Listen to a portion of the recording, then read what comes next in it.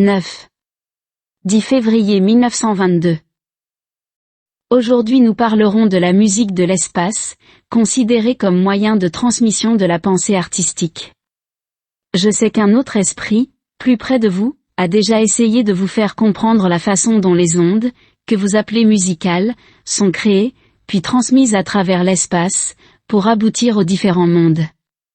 On vous a déjà dit que ce que vous appelez sonorité est chez nous comparable à des teintes, qui, transportées sur des molécules fluidiques, parcourent les champs vibratoires et vont communiquer aux êtres des impressions comparables à celles que vos oreilles perçoivent lorsque vous entendez une gamme de sons harmonisés sur tel ou tel degré de vibration. Lorsque sur la Terre, une note est frappée, si elle émane du ton majeur, elle vous transmettra une sensation de joie pleine et entière.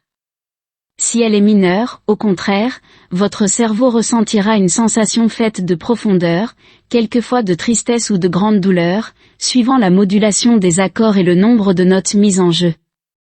Donc, à ces deux grands principes, majeur et mineur, correspondent deux sensations, joie et douleur.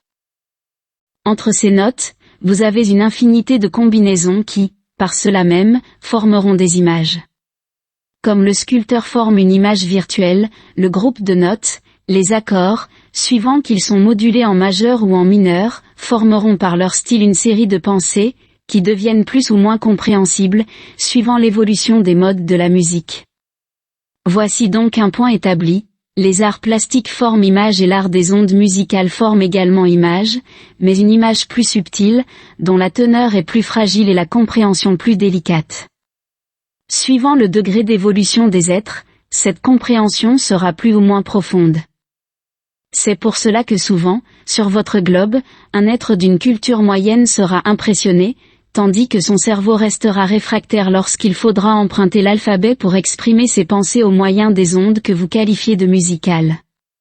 Dans l'espace, comme vous le savez, nous n'avons pas d'instruments, ce sont nos périsprits qui reçoivent les ondes transmettrices de la pensée musicale. Aussi faudra-t-il directement imprégner les êtres qui doivent recevoir des ondes de cette nature. Comme pour les autres artistes, l'esprit évolué dans le sens musical et qui peut ressentir des sensations infiniment douces et subtiles, peut aussi les transmettre à l'aide de vos instruments et par l'intermédiaire du cerveau d'un de vos exécutants. La matière, pour être mise en mouvement par les ondes fluidiques, nécessite un intermédiaire, qui sera votre cerveau, lequel, en l'occurrence, agit comme un pôle attractif et une plaque sensible, d'où partent tous les rayonnements émanant des fluides. Vos grands musiciens terrestres peuvent, comme les autres artistes, recevoir l'inspiration, soit de l'espace, soit comme résultante de travaux antérieurs. C'est exactement le même phénomène que celui qui se produit chez les autres artistes. Dans l'espace, nos moyens sont beaucoup plus rapides que les vôtres, nous n'avons pas besoin d'instruments pour échanger nos pensées, et notre musique est toute d'impression, agissant directement sur la partie la plus sensible de notre être fluidique, celle qui contient à des degrés divers l'étincelle divine et qui, chez vous, est représentée par l'organe du cœur. Les autres arts se reflètent par des images sculpturales et picturales, qui sont des modes de transmission de la pensée et remplacent pour nous la parole. La musique, elle, est une impression spéciale, qui envahit tout notre être fluidique, le plonge dans l'extase, la béatitude, lui fait ressentir des sensations de joie, de quiétude, d'épanouissement, d'angoisse, de chagrin, de douleur, de regret, de remords. Telle est, à peu près, la gamme de toutes les sensations ascendantes et descendantes, allant du rose au noir, le noir, représentant le néant. Vous comprenez dès lors, au point de vue purement artistique, quelles sensations infinies peuvent agir sur un esprit déjà évolué. Vous pouvez déjà, sur la Terre, vous préparer à recevoir dans l'au-delà ces sensations, en écartant de vous toute satisfaction matérielle ou sensuelle.